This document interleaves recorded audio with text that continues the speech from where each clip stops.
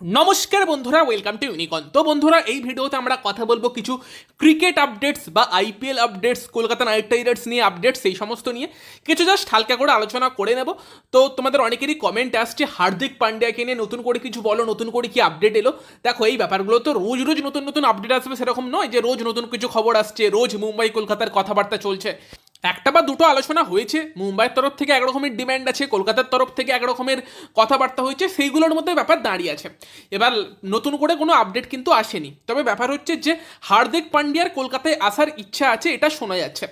কলকাতারও হার্দিক পান্ডিয়াকে নেবার ইচ্ছা আছে। অ্যাকচুয়ালি দুই পক্ষের জন্যই ব্যাপারটা পারফেক্ট, তাই নয়? কলকাতা নাইট রাইডার্স হার্দিক পান্ডিয়ার মধ্যে দিয়ে তোমার আন্দ্রে রাসেলের বিকল্পটা পেয়ে যাবে। গ্রিন অবশ্যই আছে, গ্রিনকে রাসেলের বিকল্প আমরা বলতে পারি না। গ্রিন 3 বা 4 অনেকটা জ্যাক ক্যালিস টাইপের বিকল্প আমাদের দিতে পারে, বাট রাসেল যেটা করতো 5 বা 6 এসে সেই জায়গাতে একটা ডিফেন্ডেবল ব্যাটসম্যান, যেই কারণে লাস্ট ইয়ার আমাদের পাওয়েলকে খেলাতে হয়েছে, সেই জায়গায় কিন্তু হার্দিক পান্ডিয়া অবভিয়াসলি একটা বিকল্প হতে পারে। সেখানে তুমি একটা এক্সট্রা বিদেশি বোলার খেলাতে পারবে পাওয়েলের জায়গাতে হার্দিককে খেলিয়ে, অথবা পাওয়েল হার্দিক রিঙ্কু একসাথে খেললে তোমার লোয়ার অর্ডারটা ভীষণ রকম শক্তিশালী হতে পারে, সেই ব্যাপারগুলো আছে। তো সেখানেই হার্দিক পান্ডিয়াও কলকাতার জন্য একটা পারফেক্ট অপশন হতে পারে। তার সঙ্গে ক্যাপ্টেন্সির অপশনটা তো পাচ্ছি হার্দিক পান্ডিয়া কলকাতায়, যেখানে বর্তমান কলকাতা দলে সেরকম কোনো ক্যাপ্টেন অপশন নেই। প্লাস হার্দিক যদি কলকাতায় আসে, তার থেকেও বড় কোনো প্লেয়ার কলকাতায় বর্তমানে নেই, ফলে তার সঙ্গে ইগো ক্ল্যাশ হবার চান্সটাও কম। ফলে দুই পক্ষের জন্যই ব্যাপারটা পারফেক্ট হতে পারে। কিন্তু এখানে মাঝখানে বাধা হচ্ছে মুম্বাই ইন্ডিয়ান্স। মুম্বাই যে টাইপের প্লেয়ার চাইবে, কলকাতা কি দেবে, সেটাই একটা কথাবার্তা। এবার ব্যাপার হচ্ছে যে রমনদীপ সিং বনাম অঙ্কুশ রঘুবংশী মুম্বাইয়ের একটা ডিমান্ড শোনা যাচ্ছে। তবে এটাও শুনছি যে হর্ষিত রানাকে নিয়েও নাকি এনকোয়ারি করা হয়েছে। মানে এক্সপেক্ট করতে পারো যে মুম্বাইয়ের হয়তো প্রথম অফার ছিল অঙ্কুশ রঘুবংশী প্লাস হর্ষিত রানা, এই টাইপের কিছু। তবে কলকাতা নাইট রাইডার্স কিন্তু হর্ষিত রানাকে নিয়ে যে ট্রেডের ইনকোয়ারি এসেছিল সেটাকে কিন্তু রিজেক্ট করেছে। সম্ভবত রঘুবংশীর ব্যাপারটা এখনো রিজেক্ট কেকেআর কিন্তু করেনি, মানে তার মানে কেকেআর রঘুবংশীকে ট্রেড করার ব্যাপারে কিন্তু হয়তো ভাবছে, মানে ভাবতে পারে। এবং সেখানে রঘুবংশী প্লাস রমনদীপ, এটা মুম্বাইয়ের তরফ থেকে তারপর চাওয়া হতে পারে, বা কলকাতা হয়তো রঘুবংশীর সঙ্গে রমনদীপকে তারপর অফার করেছে হর্ষিতের পরিবর্তে, এরকম কিছু হতে পারে। সেখানে হর্ষিত রানাকে ছাড়ার ব্যাপারে কলকাতা কিন্তু আগ্রহী নয়, তবে রঘুবংশীকে কিন্তু কলকাতা ছাড়তে পারে, এই ব্যাপারটা কিন্তু থাকছে, যেটা হলে অবভিয়াসলি আবারও একটা খারাপ লাগার জায়গা থাকবে। বাট হার্দিকের মতো প্লেয়ারকেও দরকার কলকাতায়। তবে এখানেই আমার আরেকটা ব্যাপার মাথায় যেটা আসছে, সেটা হচ্ছে যে হার্দিক নাকি অভিষেক নায়ার থাকলে কলকাতায় আসবে না, এরকম একটা ব্যাপারও শোনা যাচ্ছিল। আর অভিষেক নায়ার যদি কলকাতায় না থাকে, সেখানে কি রঘুবংশী কলকাতায় থাকবে, সেই প্রশ্নটাও থাকছে।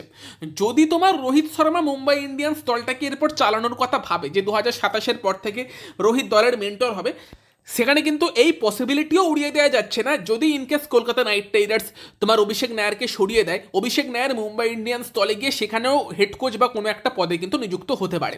মানে সেখানে গিয়ে হয়তো মুম্বাইয়ের হেড কোচ হিসেবে অভিষেক নায়ার নিযুক্ত হতে পারে। কোচ তো সে ভালোই, এবং মেন্টর হিসেবে হয়তো সেই জায়গাতে রোহিত নিযুক্ত হলে সে ট্যাকটিক্যাল ডিসিশনগুলো নেবে, সেই পসিবিলিটিও কিন্তু থাকছে। এবং যদি সেটা হয়, সেখানে কিন্তু রঘুবংশীর মুম্বাই যাবার চান্স আরও বেড়ে যাবে, এটা বলতে পারো। কারণ অভিষেক নায়ার কলকাতা ছাড়লে তোমার রঘুবংশীও কিন্তু কলকাতা ছাড়তে পারে, সেই পসিবিলিটি আছে। তবে তারপরও স্টার বয়কে আমরা হারাতে চাই না, বাট দেখা যাক কলকাতা নাইট রাইডার্স কি ভাবছে, কারণ কিছু পেতে হলে কিছু তো দিতে হবে, এটাও সত্যি কথা। এবং হার্দিকের মতো প্লেয়ার নেক্সট 4 বছরের প্ল্যানিংয়ে কলকাতার জন্য আদর্শ ফিট হতে পারে। হার্দিকের মতো হোয়াইট বল প্লেয়ার ইন্ডিয়াতে কমই আছে। যত যাই বলো, হার্দিক ভালো প্লেয়ার, সেই নিয়ে সন্দেহ নেই। মুম্বাই ইন্ডিয়ান্স দলে তাকে সেই পরিবেশটা দেওয়া হয়নি, বাট ভারতের জার্সিতে আমরা দেখেছি হার্দিকের কতখানি গুরুত্ব। তবে হ্যাঁ, নতুন করে কিছু বলার মতো খবর নেই, এই ব্যাপারগুলো নিয়ে আমরা আলোচনা করতে পারি হার্দিকের ব্যাপারে। বাট সূর্যকুমারকে নিয়ে একটুখানি অন্যরকম কিছু শোনা যাচ্ছে। সূর্যকেও যে মুম্বাই ছেড়ে দিতে পারে, সূর্যর ব্যাপারেও লখনউয়ের মতো দল ইন্টারেস্ট দেখিয়েছিল, কেকেআরেরও ইন্টারেস্ট ছিল। এবং একটা ব্যাপার যেটা দেখা গিয়েছিল, সেটা হচ্ছে সূর্যকুমার যাদব মুম্বাই ইন্ডিয়ান্স দলকে পুরোপুরি আনফলো করে দিয়েছিল, সব পোস্ট ডিলিট করে দিয়েছিল। তারপর আমরা দেখি সূর্য আবার মুম্বাইকে ফলো করেছে। এবং এখন যদি গিয়ে দেখো সূর্যকুমার যাদবের ইনস্টাগ্রাম, সেখানে তুমি তার বায়োতে দেখতে পাবে এমআই লিখে একটা ব্লু হার্ট সাইন, সেটা ফিরে এসেছে। সেখানে সূর্য আর মুম্বাইয়ের মধ্যে কি আবার সব কিছু ঠিকঠাক হচ্ছে? মানে আমার তো মনে হয় যে হার্দিককে ছেড়ে দিলে সূর্যর মুম্বাইতে থাকা নিয়ে অসুবিধা হওয়ার কথা নয়। যে কোনো একজনকে ছাড়লেই সমস্যা মিটে যেত, নাকি সূর্যকুমার যাদব কলকাতা নাইট রাইডার্সে অ্যাজ এ ক্যাপ্টেন ফেরার একটা স্বপ্ন দেখছিল। বাট এখন যেহেতু কলকাতার তরফ থেকে হার্দিকের ওপর ইন্টারেস্ট বেশি, সূর্য আবার মুম্বাইতেই থেকে যেতে চাইছে, কারণ নয়তো একটা পসিবিলিটি আছে তাকে লখনৌ সুপার জায়ান্টে যেতে হতে পারে, এবং লখনৌ সুপার জায়ান্টে ক্যাপ্টেন হয়ে যাওয়ার থেকে মুম্বাইতে থেকে যাওয়াটা সূর্যকুমার যাদব হয়তো প্রেফার বেশি করবে, আমার যা মনে হয়। এবং এরকমও শোনা যাচ্ছে যে সূর্যকুমার যাদব নাকি মুম্বাই ইন্ডিয়ান্স ম্যানেজমেন্টের কাছে ক্যাপ্টেন্সির ব্যাপারে ইনকোয়ারি করেছে। নর্মালি শোনা যাচ্ছিল যে তিলককে নাকি ক্যাপ্টেন্সি দেওয়া হতে পারে, তো সূর্য তার মানে এখন আবার নতুন করে মুম্বাই ইন্ডিয়ান্সের ক্যাপ্টেন হওয়ার জন্য ইন্টারেস্ট দেখাতে পারে।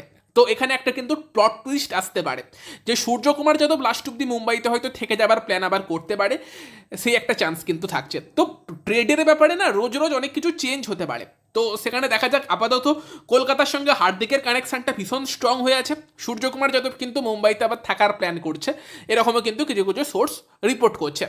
তো এরকম অনেক কিছুই চলছে। চেন্নাই সুপার কিংসের তরফ থেকে কিন্তু একটা ট্রেডের জন্য এনকোয়ারি করা হয়েছিল লখনৌ সুপার জায়ান্টের কাছে, এবং সেটা ছিল শাহবাজ আহমেদকে নিয়ে।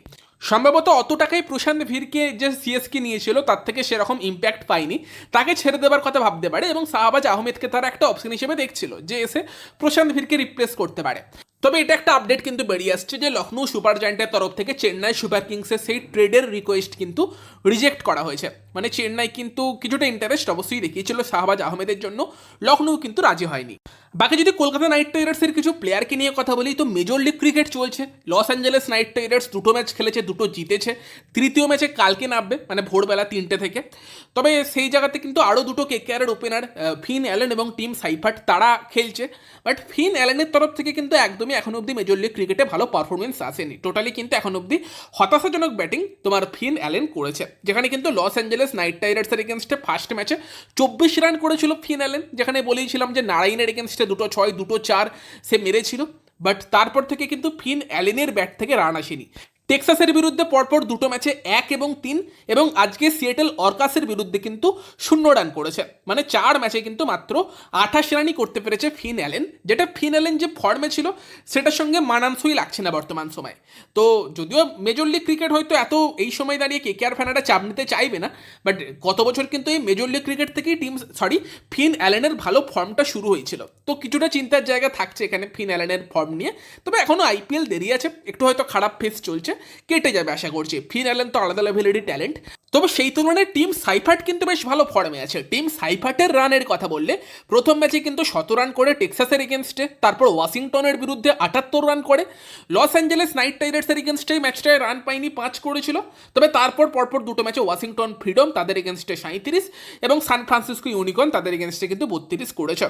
তো এখন অবধি কিন্তু টিম সাইফার্ট 5টা ম্যাচে 256 রান করেছে, 51-র উপর অ্যাভারেজ এবং 184 স্ট্রাইক রেটে কিন্তু ব্যাটিং করছে। ফলে একদিকে ফিন অ্যালেনের ফর্ম নিয়ে চিন্তা থাকলে উল্টো দিকে টিম সাইফার্টের ফর্মটা কিন্তু একটা বিশাল বড় পজিটিভ। সাইফার্ট কিন্তু দুরন্ত খেলছে এখন অবধি মেজর লিগ ক্রিকেটে। বাকি তোমরা তোমাদের মতামত জানিও, হার্দিক পান্ডিয়াকে নিয়ে কি বলবে, রঘুবংশী ট্রেড হলে সেই নিয়ে কি রিয়াকশন হবে কমেন্টে জানিও। ভিডিওটা ভালো লাগলে ভিডিওটাকে লাইক করে দিও, শেয়ার করে দিও। আমাদের চ্যানেলে প্রথমবার এলে আমাদের চ্যানেলটিকে সাবস্ক্রাইব করে তার পাশের বেল আইকনটাকে অন করে দিও। তো চলো গাইস, এই ভিডিওতে এই পর্যন্তই, বাই বাই।